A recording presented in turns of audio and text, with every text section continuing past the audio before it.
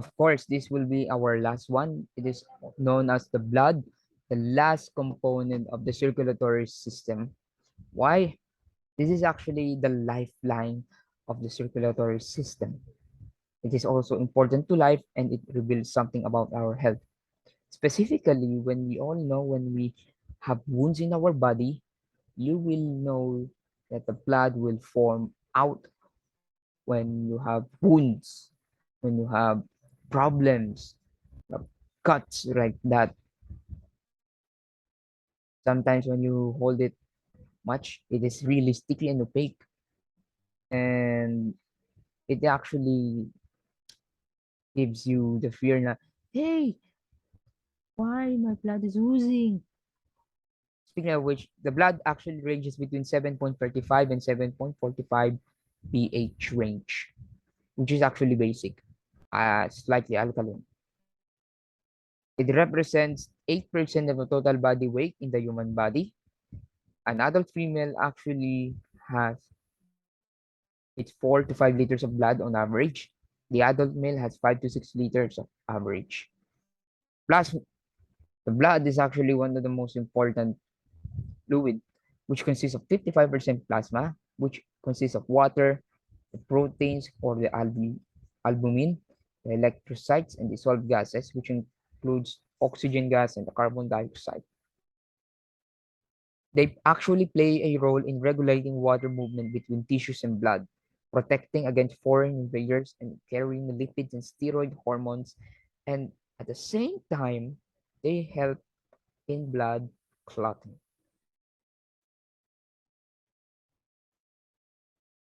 There's also an inorganic salts in the form of dissolved ions, which is also essential in sustaining blood osmotic balance. The remaining solids are staying within narrow limits. The intake and loss are balanced, making the plasma volume relatively constant. There's 45 or 44% of the erythrocytes.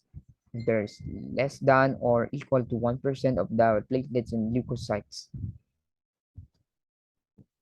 We are now focusing now in the blood cells, which consists of the following: red blood cells, the white blood cells, and the platelets. Red blood cells carry oxygen throughout the body, while the white blood cells are the soldiers that defend the body from infections. The platelets will prevent blood loss by clogging injured blood vessels. What are the other names of these three? RBC, also known as the erythrocytes, WBC, also known as the leukocytes, and the platelets will also known as the thrombocytes. It produces every blood in the bone marrow. Heard it right? In the bone marrow. And in the cells, nuclei, it always important to know that only white blood cells have nuclei. Yes, they have nuclei in the white blood cells only. The size of the red blood cells is smaller, so as the platelets, which is actually smallest, while the size of the white blood cells is larger. The shape of the red blood cells is biconcave, white blood cells is round, and the platelets, literally, it is a plate.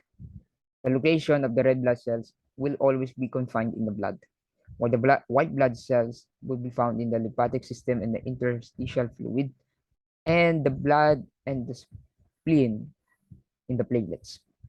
What is the common feature of the red blood cells?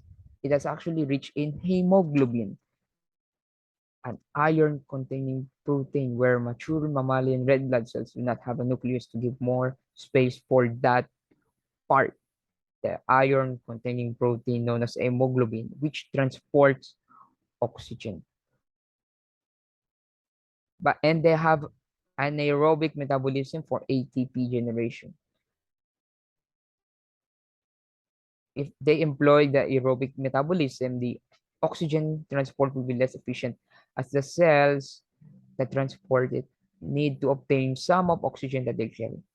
Again, they will always carry oxygen throughout the body, and through the help of the hemoglobin, everything is important for the red blood cells, which is actually the most numerous among the blood cells. While the white blood cells have granules in some parts, I will let you know the explanation later on, and platelets have fibrin. There are 5 different types of white blood cells, but I will show you this picture first. This is the red blood cells or the erythrocytes, the white blood cells or the lymphocytes, and the platelets, which is also known as thrombocytes. We have 5 types of white blood cells. First are the 3 types of the granular, yes, you heard it, 3 types of granular leukocytes. First is the basophil, which has an abundance of 0.5 to 1%, and its function is to aid in allergic reaction. Eosinophil is the second one, which has the abundance of 2.2 to 4%. It assists in regulating parasitic infection and allergic reaction. And the neutrophil, which is actually the most abundant of all the blood cells, white blood cells rather, helps in fighting bacterial and fungal infections. So here is actually the picture. We have don't know what the granules is. We are going to tell you later on.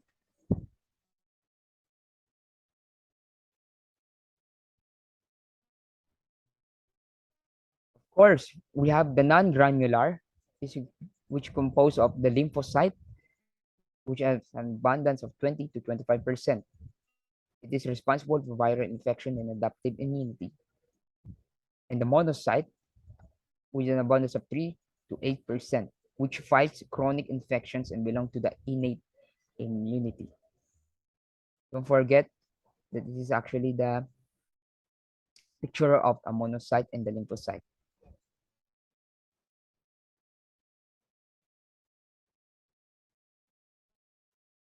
What is the difference? The first 3 that I've mentioned is all about basophil, eosinophil, and neutrophil. This is actually a granular leukocyte. You want to know more about this? Then this is the reason. The granules are actually small particles. The dots that we already seen in the picture earlier. They can be any structure visible under a light microscope. That's the reason why, due to the staining properties of granules in their cytoplasm. Meanwhile, the non-granular white blood cells usually lack granules in their cytoplasm. This is actually the last 2, lymphocyte and monocyte, have this part. The most abundant type of the white blood cell is none other than the neutrophil. Abundance is actually how many or how much white blood cells are there. And last but not the least, this is all about the platelets.